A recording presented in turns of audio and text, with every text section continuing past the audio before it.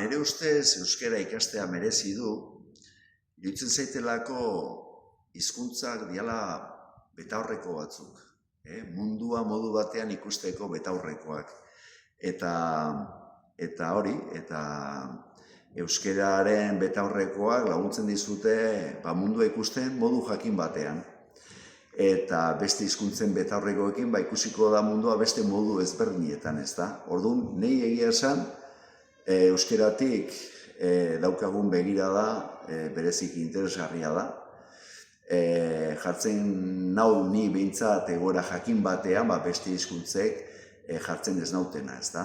Orduan, nik animatzen zaituztet guztioi euskarari eustea, merezi duelako, eta gainera, euskal hiztunok zuen laguntza behar dugu, ze bestela oso endogamikoa bihurtzen gera, eta behar dugu euskara zabaldu, eta zenbat eta hiztun gehiago izan, eta kalitatezkoak oso importantea da, kalitatezko euskal hiztunak izatea, euskararen maila igotzeko denon artean.